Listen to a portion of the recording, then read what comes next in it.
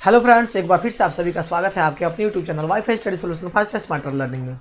तो फ्रेंड्स, जाके आपको पता है कि हम लोगों ने पिछले क्लास में ख़त्म किया था अपना श्वसन, और श्वसन में हम लोगों ने देखा था भाई कैसे जो है ना वायु जो है हमारे फेफड़े के वायु कोशिका तक वो पहुँचती है, उसके बाद से वो रक्त में कैसे घुल जाती है, रक्त में कैसे मिल जाती है, उसे ऑक्सीजन को जो है ना कैसे जो है कोशिकाओं तक पहुँचाया जाता है, ये हमने देखा था। तो हालांकि हमने यहाँ तक तो देख लिया था भाई कि वायु जो है वो कैसे हमारे फेफड़ा की वायु कोशिका तक वो पहुँचती है, और आज हम लोग देखने वाले हैं भाई कि ये कैसे जो है और किसके माध्यम से जो है ना ये कोशिकाओं तक पहुँचती है ये ऑक्सीजन, उसके बारे में आज हम लोग चर्चा करने वाले हैं। तो ये सब चर्चा हम लोग करने वाले हैं संवहन तंत्र में, या फिर कह सकते हो वहन तंत्र। तो हम लोग किस में चर्चा करने वाले हैं? वहन तंत्र में बाबू मेरे, इसको हम लोग चर्चा यहाँ पर करने वाले हैं वहन, या फिर कह सकते हो इसको संवहन तंत्र कहिए या फिर वहन तंत्र कहिए, ठीक है ना। इसमें हम लोग इसकी चर्चा जो है यहाँ पर करने वाले हैं। तो चलिए सबको जुड़ जाइए एक बार फिर से सबको गुड इवनिंग, नमस्कार सबको एक बार फिर से। और यहाँ पर अपना जो है ना वो सिलसिला जो शुरू करते हैं। सबसे पहले देखा जाए तो इसे संवहन तंत्र की बात करें तो हम लोगों ने देखा था सर जी प्लांट्स के बारे में हम लोगों ने पिछले क्लास में चर्चा हम लोगों ने कर लिया था, और आज हम लोग चर्चा करने वाले हैं जंतु के बारे में, जिसमें मुख्यतः हम लोग देखने वाले हैं मनुष्य के बारे में, यानी मनुष्य में संवहन कैसे होता है, किस प्रकार से होता है, उसके बारे में हम लोग चर्चा करने वाले हैं। तो मनुष्यों में संवहन की अगर बात करें हम, तो मनुष्यों के संवहन के कुछ मुख्य जो है अवयव होते हैं, कुछ मुख्य जो है वो घटक होते हैं, जिसमें सबसे पहले आता है अपना हृदय आता है। क्या आता है? सबसे पहले अपना हृदय आता है, ठीक है। क्या आता है मेरे भाई? अपना हृदय आता है। दूसरे की बात करें अगर तो दूसरा आता है अपना रक्त नलिका, सॉरी, ठीक है। उसके बाद से अगर देखा जाए तो वो आता है अपना वहन माध्यम, जिसको हम लोग क्या कह सकते हैं? रक्त कह सकते हैं, है ना। तो इसी में आता हो मेरे रक्त आता है, ठीक है ना। तो ये अपना जो है ना ये वहन माध्यम होता है, यह एक माध्यम होता है, ये अहम, यह एक अहम होता है। इसके साथ साथ लसिका भी होता है, लसिका का भी नाम यहाँ पर दे सकते हैं, कोई दो राय जो है ना इसमें नहीं। तो ये हृदय, रक्त नलिका और रक्त लसिका ये जो है ना ये मुख्य अवयव है, मुख्य घटक है, मुख्य कंपोनेंट है बाबू किसके? अपने वहन के। किसके? वहन के। तो बारी बारी से इसके बारे में हम लोग यहाँ पर चर्चा करने वाले हैं। तो सबसे पहले हम लोग हृदय के बारे में चर्चा करें, उससे पहले हम लोग रक्त को देख लेते हैं। रक्त के बाद हम लोग रक्त नलिकाओं को देख लेंगे, और उसके बाद से हम लोग देखेंगे हृदय को देखेंगे। तो सबसे पहले रक्त की बात करें तो रक्त क्या होता है? वो तरल संयोजी उत्तक होता है ना। तरल संयोजी उत्तक होता है। यह क्या होता है मेरे? ये तरल संयोजी उत्तक होता है। ये कौन? अपना रक्त सॉरी, रक्त अपना क्या होता है मेरे? ये होता है तरल संयोजी उत्तक होता है अपना रक्त, ठीक है। जिसके माध्यम से क्या होता है? ऑक्सीजन और कार्बन डाइऑक्साइड के क्या होता है? आवागमन होता है, या फिर कह सकते हो इसका क्या होता है? परिवहन होता है। यहाँ पे ऑक्सीजन और किसका? कार्बन डाइऑक्साइड का क्या होता है बाबू? यहाँ पर परिवहन होता है। किसका बाबू? तो किसके द्वारा? तो रक्त के द्वारा। तो यह एक कनेक्टिव टिश्यू होता है जो क्या करता है? ये सभी कोशिकाओं तक जो है ना ये क्या करता है? ऑक्सीजन को पहुंचाने और वहां से कार्बन डाइऑक्साइड को ले आने का काम करता है ये रक्त, ठीक है मेरे भाई। अब थोड़ा ध्यान से सुनिएगा। सबसे पहला बात, रक्त में भी अगर देखा जाए तो रक्त के भी बाबू तीन यहाँ पर अवयव हम लोग कह सकते हैं। रक्त के भी तीन कंपोनेंट हम लोग कह सकते हैं बाबू मेरे यहाँ पर, ठीक है ना। सबसे पहले अगर देखा जाए तो लाल रक्त, ठीक है ना, लाल रक्त होता है। उसका से देखा जाए तो श्वेत हो जाता है बाबू। उसके बाद से अगर देखा जाए तो रक्त प्लेटलेट्स होता है। ये तीन कंपोनेंट्स जो है ना यहाँ पर आप कह सकते हो। प्लेटलेट्स की बात कर रहे हैं, ठीक है, प्लेटलेट्स की बात कर रहे हैं। प्लेटलेट्स जिसको हम लोग बीमाणु भी कहते हैं। और मेरे ये लाल रक्त, श्वेत रक्त और प्लेटलेट्स, ये सभी तीनों का क्या होता है? कंपोजिशन होता है। तो ये अपना ठोस वाला पार्ट हो गया। ये किस प्रकार का पार्ट हो गया? तो ये तीनों जो है ना अपना ये ठोस वाला पार्ट है। ये किस प्रकार का पार्ट है बाबू मेरे? ये ठोस वाला पार्ट है। तो फिर तरल वाला पार्ट क्या होता है? तरल वाला पार्ट तो आपको पता ही है, रक्त प्लाज्मा होता है। तरल वाला पार्ट क्या होता है? प्लाज्मा होता है, ठीक है ना। क्या होता है? वो प्लाज्मा होता है। और ये क्या होता है? कि रक्त का तरल वाला पार्ट होता है। इस प्लाज्मा में अगर देखा जाए तो प्लाज्मा में सर 90% जो होता है वो क्या होता है? अपना जल होता है। 90% क्या होता है वो मेरे? जल होता है। और 10% में जो अपना शेष अवयव जो होता है, जो भी अपना प्लाज्मा प्रोटीन जो वगैरह जो होता है वो सब जो है ना वो 10% में होता है। इसका 90% क्या होता है, अपना जल होता है। बात क्लियर। अब बारी बारी से इसको देखते हैं हम। ये लाल रक्त है, ये लाल होता है, तो ये रंग में क्या होता है, वो लाल होता है। लाल किसके कारण से होता है, तो हीमोग्लोबिन के कारण से होता है, आप सबको पता है। हीमोग्लोबिन के कारण से बाबू मेरे ये होता है अपना कौन बाबू मेरे, ये लाल रक्त होता है। हीमोग्लोबिन के कारण का क्या होता है, ये लाल होता है। हीमोग्लोबिन को हम लोग क्या कहते हैं, रक्त वर्णक कहते हैं, या फिर इसको श्वसन वर्णक भी कहते हैं। इसको क्या कहता है हम लोग, इसको हम लोग श्वसन वर्णक कहते हैं। अब आपके दिमाग में आएगा सर जी कि ये श्वसन वर्णक कैसे, क्यों श्वसन वर्णक, क्योंकि क्या करता है ये आरबीसी के साथ, इसको हम आरबीसी भी कहते हैं, लाल रक्त कणिकाओं की अगर बात करें हम लोग, ये लाल रक्त ये कणिका बाबू यहाँ पर लिख लीजिए आप, है ना, कणिकाएं हमने यहाँ पर छोड़ दिया है, कोई दिक्कत वाली बात नहीं है। ये श्वेत की बात हो रही है, कणिकाओं की बात है, ये क्या बोलते हैं ना ये लाल रक्त कणिकाएं हैं, ये श्वेत रक्त कणिकाएं है ठीक है, कणिकाएं है, ठीक है। इसको WBC कहते हैं, व्हाइट ब्लड सेल कहिए या फिर कर्पसल्स कहिए, इसको रेड ब्लड कर्पसल्स कहिए, इसको WBC कहते हैं, व्हाइट ब्लड कर्पसल्स बाबू इसको हम लोग कहते हैं। तो ये लाल होता है हीमोग्लोबिन के कारण।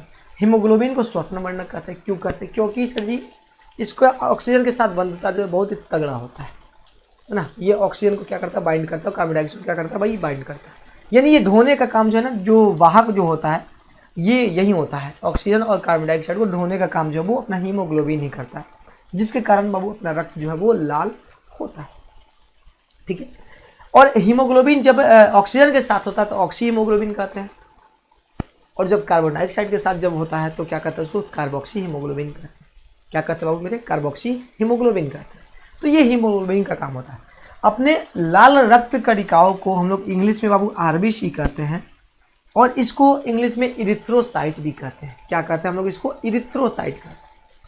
श्वेत रक्त कणिकाओं को हम लोग कहते हैं व्हाइट ब्लड सेल्स कहिए, श्वेत रक्त कणिकाएं, और इसको हम लोग कहते हैं ल्यूकोसाइट। क्या कहते हैं बाबू मेरे, ल्यूकोसाइट कहते हैं। तो ये लाल रक्त कणिकाएं जो है वो लगभग 120 दिन का इसका जीवन काल होता है, इसका होता है 10 से 13 दिन का इसका जीवन काल जो है वो होता है। ये ऑक्सीजन और कार्बन डाइऑक्साइड के परिवहन का काम करता है, ये अपने प्रतिरक्षा तंत्र का जो है ना ये काम करता है, हमारे शरीर में प्रतिरक्षा तंत्र का जो है ना ये काम करता है। कौन, अपना श्वेत रक्त कणिका है। बात क्लियर। अब देखा जाए बाबू मेरे, अब ये कैसे प्रतिरक्षा तंत्र की बात हो रही है भाई, हमारा सिस्टम इतना बड़ा है, इसमें कुछ ना कुछ तो सिक्योरिटी चाहिए कि नहीं चाहिए। हमें इन्फेक्शन अगर छोटा सा भी हो जाता है तो वो ठीक हो जाता है, हमें थोड़ा सा एकदम सर्दी जुकाम हुआ भाई वो ठीक हो जाता है, कहीं घाव कटा भाई वो ठीक हो जाता है, होता है कि नहीं होता है, हो जाता है, बिल्कुल हो जाता है भाई।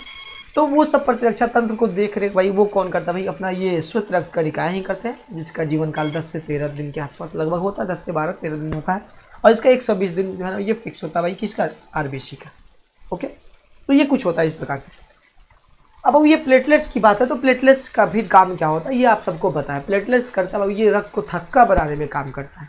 कौन, अपना प्लेटलेट्स वाला काम बाबू क्या होता है, ये रक्त को थक्का बनाने का बाबू मेरे ये काम जो है वो करता है, ठीक ना। ये रक्त को थक्का बनाने में बाबू ये जो है वो काम करता है। कौन, अपना ये प्लेटलेट्स वाला भाग, ठीक है। और ये प्लाज्मा जो है इसी का एक भाग होता है, इसी रक्त का जो है यह क्या करता है, ये भाग होता है, ठीक है।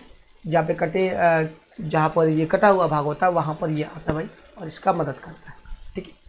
तो ये कैसे भाई, ये अपना जो है ना ये रक्त का कुछ अवयव था यहाँ पर, जो अहम हिस्सा है अपने वहन तंत्र का, जिसके माध्यम से क्या होता है, वहन होता है ऑक्सीजन का, कार्बन डाइऑक्साइड का जो है ना, ये और भी इंपॉर्टेंट जो मिनरल्स होते हैं उसका जो है वो वहन करता है। जो भी अपना पोषक तत्व होता है उसका ये वहन करता है, क्योंकि हमने डाइजेस्ट जो किया था, जो हमने पचा हुआ जो भोजन लिया था, जो हमने पचाया था, उसका भी ये परिवहन करेगा। इसको भी क्या करेगा, कोशिका से कोशिका तक लेकर जाने का काम जो ये करेगा। अपने कौन, अपना रक्त के माध्यम से ये कोशिका तक पहुंचता है, ये काम करेगा अपना कौन, रक्त करेगा, ठीक है। अब भैया मेरे रक्त तो अपना खुला परिसंचरण तंत्र तो है नहीं, खुला तो है नहीं, ये ओपन तो है नहीं, ये नलिका में बहता है, ये नलिका में होता है। तो नलिकाओं के बारे में भी थोड़ा सा हमें जानना जो है वो बाबू मेरे वो जरूरी है। तो अपने अगर बात करें अपने अंदर अगर बात करें बाबू मेरे, तो 2 टाइप की नलिकाएं जो वो होती है। रक्त नलिकाओं की बात कर रहे हैं हम, किसकी बात कर रहे हैं बाबू हम लोग, तो रक्त नलिकाओं की बात करते हैं। तो अपने पास तो 2 टाइप की नलिकाएं तो है ना। एक तो अपना धमनी है, एक अपना क्या है बाबू मेरे, सीरा। एक अपना धमनी है और एक क्या है बाबू मेरे, सीरा है। तो इस चीज़ को समझिए। धमनी देखिए, सबसे पहले अगर बात करें हम धमनी की, तो समझिएगा, धमनी को समझिए बाबू मेरे, है ना, धमनी को समझिए। सबसे पहले बात करें अगर धमनी की बात करें हम लोग, तो धमनी बाबू क्या होता है, ये जनरली जो है वो शुद्ध रक्त ले जाने का काम करती है। शुद्ध रक्त जो है ना वो ले जाने का काम करता है। ठीक है, कहाँ से चले, तो हृदय से पूरे शरीर में, हृदय से पूरे शरीर में जो है ना ये रक्त को ले जाने का काम करती है। तो ये डिसाइड होता है वो इस पे, धमनी और सीरा जो है ना इस पे डिसाइड होता है। ये शुद्ध और अशुद्ध के हिसाब से ये डिसाइड नहीं होता है। ये डिसाइड होता है कि हृदय में जो प्रवेश किया और हृदय से जो बाहर निकला। ये मान लिया कि अपना हृदय है बाबू, ये मान लिया अपना हृदय है, तो जो प्रवेश किया वो सीरा होता है और जो निकला वो क्या होता है, धमनी होता है। जो प्रवेश किया वो सीरा होता है, जो निकला वो धमनी होता है। क्योंकि इसी के हिसाब से हम लोग यहाँ पर अपवाद भी डिसाइड करने वाले हैं। अपवाद भी मैं आपको बताने वाला हूँ, हालांकि इसको मैंने बता चुका भाई, इसको हम पहले भी बता चुके हैं, इसको हम पहले भी बता चुके हैं। तो यहाँ पर इस अपवाद को हम यहाँ पर देखने वाले हैं। जो प्रवेश करेगा बाबू वो क्या होता है, सीरा होता है। और प्रवेश करने वाला कौन होता है, वो अशुद्ध रक्त लेकर आता है। इसमें जो सीरा जो होता है अशुद्ध रक्त लेकर आता है। जो प्रवेश करेगा जो नलिका वो क्या होगा, अपना सीरा होगा। जो बाहर निकलेगा वो क्या होगा, अपना धमनी होगा। इस पे ये डिसाइड करता है। तो धमनी तो अपना जनरली जो है वो शुद्ध रक्त जो है ना वो लेकर जाती है। शुद्ध रक्त इन द सेंस कि ये ऑक्सीकृत रक्त जो होता है ना उसको लेकर जाने का काम करती है। ये ऑक्सीकृत है ना, जिसको हम लोग क्या कहते हैं, शुद्ध रक्त कहते हैं। वो जिसको हम लोग क्या कहते हैं, शुद्ध रक्त कहते हैं। ऑक्सीकृत रक्त यानी उसके साथ ऑक्सीजन जो है मिला हुआ है। अगर ऑक्सीजन जो है उसके साथ मिला हुआ है तो उसको कहते हैं हम लोग ऑक्सीजनित रक्त कहेंगे, यानी उसके साथ ऑक्सीजन मिला हुआ है। और जब ऑक्सीजन उसके साथ नहीं कार्बन डाइऑक्साइड होगा तो उसको वी ऑक्सीजनित कहेंगे। ठीक है, तो यहाँ पे हमने देखा कि जब ऑक्सीजन उसके साथ मिला होगा तो उसको शुद्ध कहेंगे और जब कार्बन डाइऑक्साइड होगा तो वो अशुद्ध हो जाएगा। तो शुद्ध रक्त ले जाने का काम कौन करता है भाई, धमनी करता है पूरे शरीर में। यानी हृदय से क्या करता है वो मेरे, ये पूरे शरीर में जो है ना ये क्या बोलता है ना, ये ऑक्सीजन को पहुंचाने का काम करता है, यानी रक्त को पहुंचाने का काम करता है धमनी ऑक्सीजन के साथ। लेकिन इसका एक अपवाद है बाबू मेरे, इसका एक अपवाद कौन है, फुफ्फुस धमनी। अब कहोगे सर जी ये अपवाद कैसे है बाबू, है ना, आपके दिमाग में ये चलेगा सर जी कि ये अपवाद कैसे। तो मैंने अभी थोड़ा देर फुफ्फुस धमनी की बात हो रही है। किसकी बात हो रही है, फुफ्फुस धमनी, है ना, थोड़ा सा होल्ड कीजिएगा। फुफ्फुस धमनी की बात हो रही है। ठीक है बाबू, तो बात हो रही है फुफ्फुस धमनी की। तो ये अपवाद कैसे हो गया, तो मैं आपको बताऊं बाबू कि यहाँ पर फेफड़ा है।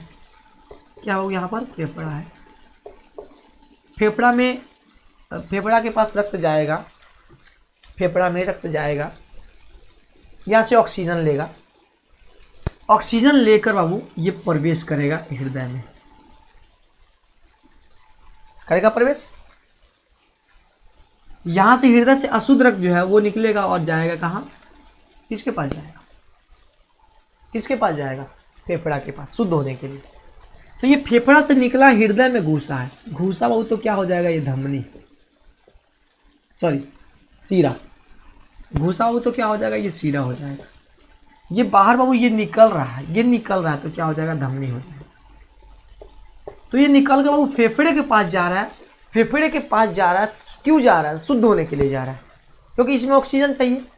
तो ये फेफड़े के पास जा रहा है तो ये शुद्ध होने के लिए जा रहा है। तो इसके पास क्या चाहिए, ऑक्सीजन इसको चाहिए, तभी तो फेफड़े के पास जा रहा है। तो यहाँ से जो है ना ये हृदय से ये नलिका जो है निकल रही है। तो निकलने को हमने क्या बोला था भाई, धमनी बोला था।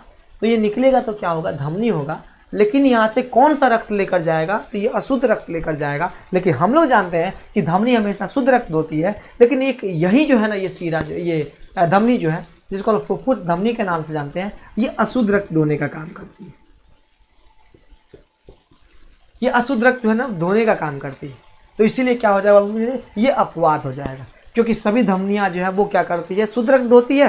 लेकिन एक फुफ्फुस धमनी जो है वो मात्र जो है ना यही एक ऐसी धमनी है जो अशुद्ध रक्त धोने का काम करती है, जो हृदय से अशुद्ध रक्त को लेकर फेफड़े के पास पहुंचती है। तो हृदय से निकली तो धमनी हुई, लेकिन ढो क्या रही है यहाँ पर, अशुद्ध रक्त ढो रही है, इसीलिए अपवाद होती है। बात क्लियर। फेफड़ा जो है यहाँ से देखिए हृदय में प्रवेश कर रहा है, ये प्रवेश करने के लिए हमने बताया था क्या होगा, वो सीरा होगा।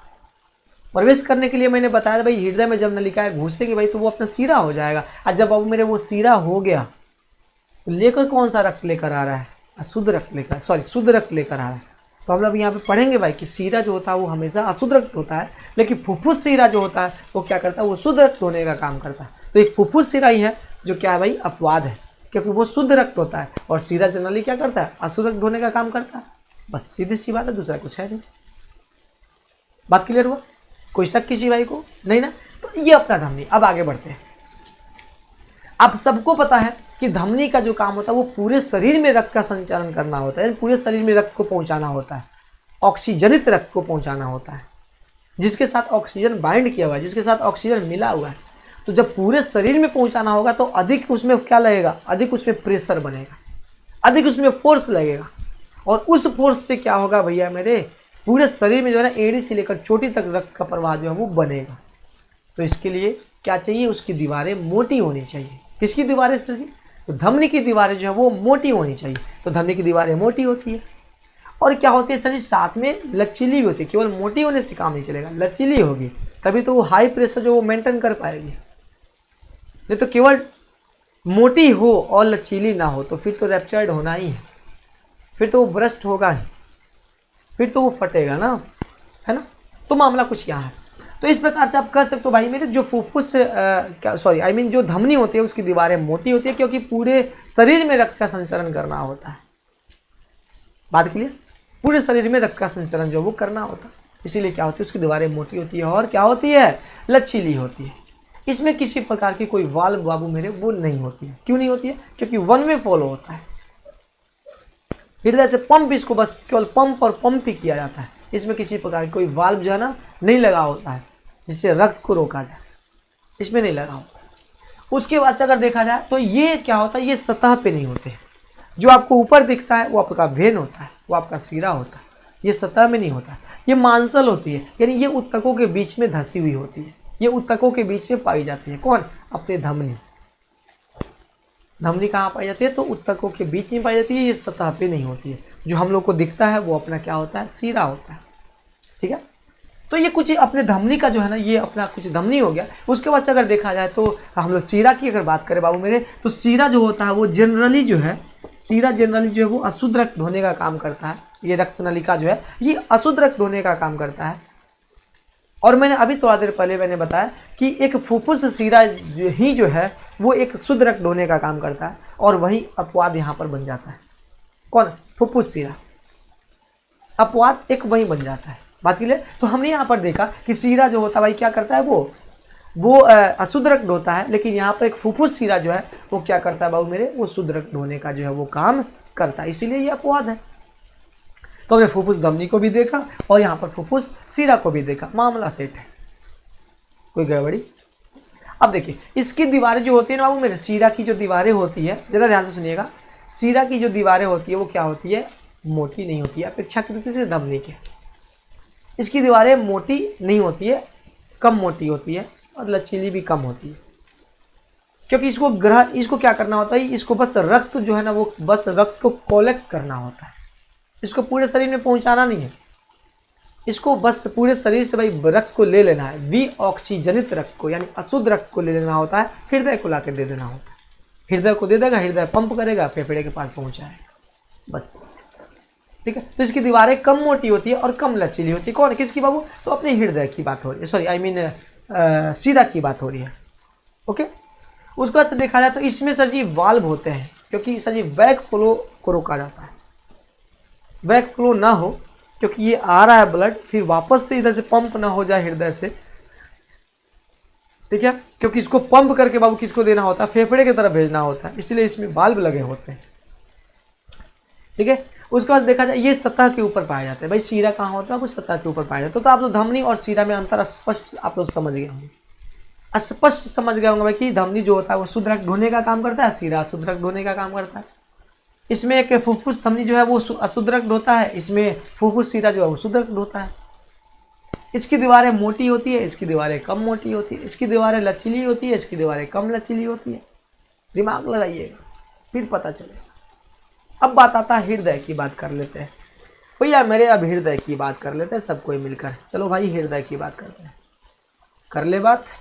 चलिए हृदय की बात करते हैं। यहाँ पर एक डायग्राम हम बना लेते हैं, ठीक है, समझ लीजिएगा।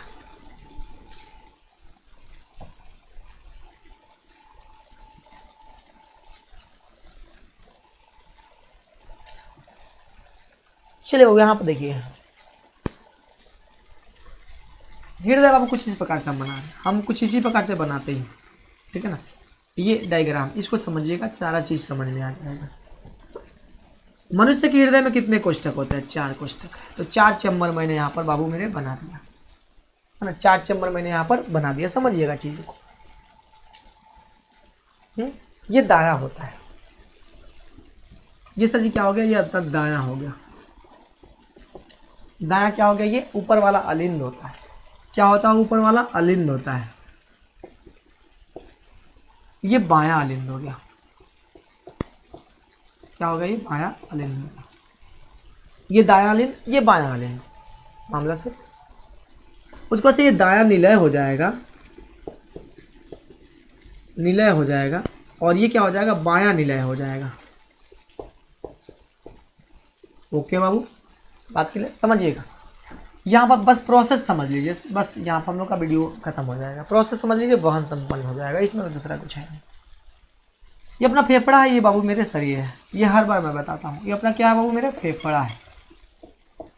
ये क्या है? अपना फेफड़ा है। और ये क्या है? अपना शरीर है। ये क्या? अपना शरीर। बात कीजिए, तो ये फेफड़ा है, ये शरीर है।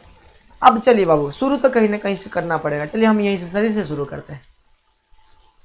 शरीर में सर जी पहले ऑक्सीजन है। ये तो हालांकि ये कंटिन्यूअस जो है ना, इसका सर्कुलेशन होता है, इसका सर्कुलेशन कंटिन्यूअस होता है। तो कोशिकाओं द्वारा जो है ना ऊर्जा प्राप्ति के लिए श्वसन हुआ है, कोशिकीय श्वसन हुआ है। और जब बाबू मेरे यहाँ पर श्वसन हुआ है ना, तो उस श्वसन में कार्बन डाइऑक्साइड यहाँ से मुक्त हुआ होगा। मैंने आपको पढ़ाया था, पढ़ाते नहीं? कार्बन डाइऑक्साइड जल और ऊर्जा प्राप्त होती है वायवीय श्वसन में, मैंने पढ़ाया था आपको। तो वायवीय श्वसन की अगर बात करवाऊंगी, तो वायवीय श्वसन में आप देखें अगर ध्यान से, तो इसमें कोशिकाओं के द्वारा ऑक्सीजन का इस्तेमाल हुआ होगा, ग्लूकोज का विखंडन हुआ होगा, परिणाम स्वरूप बना होगा क्या? कार्बन डाइऑक्साइड, जल और ऊर्जा। तो कार्बन डाइऑक्साइड तो वो निकलेगा ना भाई, तो कार्बन डाइऑक्साइड निकलेगा किसके माध्यम से? तो अपने रक्त के माध्यम से। किसके माध्यम से बाबू? रक्त के माध्यम से। समझिएगा चीजों को। तो ये रक्त जो है ना CO2 युक्त है, यानी CO2 के साथ है ये। तो इसको हम कहेंगे अशुद्ध रक्त कहेंगे। क्या कहेंगे इसको? अशुद्ध रक्त, यानी विऑक्सीजनित रक्त जो है ना इसमें है। यहां से पहुंचेगा दायां अलिंद के पास। ये रक्त कहां पहुंचेगा बाबू? दायां अलिंद के पास। ध्यान से सुनिएगा, ये प्रवेश कर रहा है। प्रवेश करेगा तो सीरा, बाहर निकलेगा तो धमनी। मैं बार बार बता रहा हूं, याद रखिए। तो ये CO2 युक्त जो है ना रक्त, ये पहुंचेगा हृदय में। एक बार पहुंचा, हृदय में पहुंचेगा, और ये दायां अलिंद के द्वारा जो है ना, ये दायां निलय में इसको भेज दिया जाएगा। यह भी अशुद्ध है। फिर यहां से ये निकलेगा बाबू, ये निकल रहा है। निकल रहा है तो मैंने बताया था भाई, जो प्रवेश करेगा वो सीरा, जो निकलेगा वो धमनी। तो यहां से ये निकल रहा है, तो निकलेगा भी तो ये CO2 के साथ ही निकलेगा, यानी उस ब्लड में CO2 है। किसके साथ जुड़ा हुआ है? तो लाल रक्त के साथ जुड़ा हुआ है। लाल रक्त में कौन मौजूद है? तो हीमोग्लोबिन और हीमोग्लोबिन के साथ बाबू मेरे ये जुड़ा हुआ है। यहां से निकलेगा, पहुंचेगा ये फेफड़ा के पास। किसके पास पहुंचेगा बाबू? तो ये पहुंचेगा भैया मेरे फेफड़ा के पास। किस प्रकार का रक्त? तो CO2 युक्त रक्त जो है ना वो पहुंचा किसके पास? फेफड़ा के पास पहुंचा। जब ये फेफड़ा के पास बाबू मेरे ये पहुंच गया, तो यहाँ पर क्या, ये CO2 को अब रक्त के द्वारा जो है फेफड़े को दे दिया जाएगा। भाई फेफड़ा महोदय आप ले लो, ये रक्त जो ये CO2 जो है ना फेफड़ा को दे दिया गया। अब मैंने क्या बताया था, एक चीज वापस से लौट के आइए, एक चीज याद कीजिए कि जो निकलेगा वो धमनी होगा। निकलेगा सो धमनी होगा। तो इसको हम लोग क्या कहेंगे? धमनी तो कहेंगे। इसको हम लोग क्या कहेंगे? धमनी तो बाबू मेरे कहेंगे। लेकिन ये फुफ्फुस धमनी क्यों होगा? क्योंकि ये फेफड़े के साथ जुड़ा हुआ है। इसका लगाव किसके साथ है? फेफड़े के साथ और हृदय के साथ। तो ये फुफ्फुस धमनी हो गया। किस प्रकार का हुआ सर ये अपना फुफ्फुस धमनी हुआ। और फुफ्फुस धमनी किस प्रकार का रक्त लेके जा रहा है, CO2। देखिए धमनी किस प्रकार का लेके जाता है, शुद्ध रक्त लेके जाता है ना, ऑक्सीजन लेके जाता है। चलिए लेके गया तो ये अपना अपवाद हो गया। अब फेफड़े में CO2 दे दिया गया, यहाँ पर रक्त जो है ना वो प्योर हो गया। अब इसके साथ ऑक्सीजन बाइंड हो गया यहाँ पर। अब ऑक्सीजन के साथ ये जो है ना आगे की तरफ बढ़ेगा। अब देखिए मैंने क्या बताया था, प्रवेश करेगा तो सीरा होगा। तो प्रवेश कर रहा है ना यहाँ पर किसके साथ, ऑक्सीजन युक्त जो है ना, ये रक्त जो है ऑक्सीजन युक्त है, ये प्रवेश किया अंदर की तरफ। अब ये बायां अलिंद जो है वो जो है ना ये दे दिया जाएगा बायां निलय को। इसको दे दिया जाएगा बायां निलय को, ये दे दिया जाएगा ये रक्त। और ये रक्त जो है ना बायां निलय के द्वारा फिर से वापस पंप करके शरीर में जो है ये भेज दिया जाएगा। तो ये इंटर कर रहा है, तो क्या हो गया, ये सीरा हो गया। किस प्रकार का सीरा, तो सीरा हो गया बाबू मेरे ये फुफ्फुस सीरा। किस प्रकार का सीरा, फुफ्फुस सीरा। और यही अपवाद है। तो देखिए रक्त एक बार यहाँ पर प्रवेश कर रहा है और एक बार यहाँ पर प्रवेश कर रहा है। 2 बार रक्त जो है ना इस हृदय में प्रवेश कर रहा है, इसीलिए इसको हम लोग कहते हैं दोहरा परिसंचरण तंत्र कहते हैं। इसलिए हम लोग क्या कहते हैं, दोहरा परिसंचरण तंत्र कहते हैं, क्योंकि 2 बार रक्त जो है ना इस हृदय में प्रवेश यहाँ पर कर रहा है। आप देख रहे हो, बात क्लियर। और फिर से वापस से यहाँ से ऑक्सीजन युक्त जो है ना ये रक्त जो है अपने शरीर में पहुँचेगा और शरीर में फिर से पास कोशिका के पास जाएगा और कोशिका के पास जाएगा और वहाँ पर इसका यूटिलाइजेशन होगा। फिर कार्बन डाइऑक्साइड बनेगा, कार्बन डाइऑक्साइड फिर से वापस इसको दे दिया जाएगा। और ये प्रोसेस जो है ना ये लगातार जो है ये चलते रहता है। और इस प्रकार जो है ना मानव हृदय जो है ना इसको पंप करते रहता है रक्त को, और पूरे शरीर में जो है पहुंचाने का काम करता है। तो हृदय यहाँ पर किस प्रकार से काम कर रहा है बाबू, यह एक पंप मशीन की तरह जो है ना ये काम कर रहा है, यानी पंप की तरह काम कर रहा है। यह एक पंप की तरह काम कर रहा है ना। तो हृदय क्या है, तो एक पंपिंग मशीन है। ये बंद मुट्ठी के आकार का होता है जो रक्त के सर्कुलेशन में, रक्त के परिवहन में ये मदद करता है, या फिर इसी के माध्यम से जो है ना पूरे शरीर में जो है ना रक्त का परिसंचरण जो है वो होता है। बात क्लियर मेरे भाई, किसी प्रकार कोई कष्ट किसी भाई को नहीं ना। तो ये अपना वहन जो है यहाँ से अपना समाप्त यहाँ से हो जाता है, क्योंकि जाइलम फ्लोएम के बारे में हमने पहले भी पढ़ रखा है और पहले भी मैंने पढ़ा है, ठीक है। तो चलिए मेरे भाई यहाँ से वहन जो है अपना यहाँ पे समाप्त होता है। उसके बाद से हम लोग उत्सर्जन के बारे में हम लोग पढ़ लेंगे। हम लोग का यहाँ से समाप्त जो है ना वो वहन जो है यहाँ से हो जाता है। ओके मेरे भाई, यहाँ से वहन जो है अपना यहाँ से समाप्त जो है वो हो जाता है। चलिए मेरे भाई तब तक के लिए दीजिए विदा। फिर मिलते हैं हम लोग अपने कल सुबह में 10 बजे। तब तक के लिए बाय, गुड नाइट, शुभ रात्रि। ऐसे हंसते रहिए, मुस्कुराते रहिए, पढ़ते रहिए और देखते रहिए आपका अपना YouTube channel wifi study solution faster smarter learning. वहन जो है ना यहाँ से अपना कंप्लीट जो है वो हो जाता है। बात की जाए मेरे भाई, चलिए थैंक यू।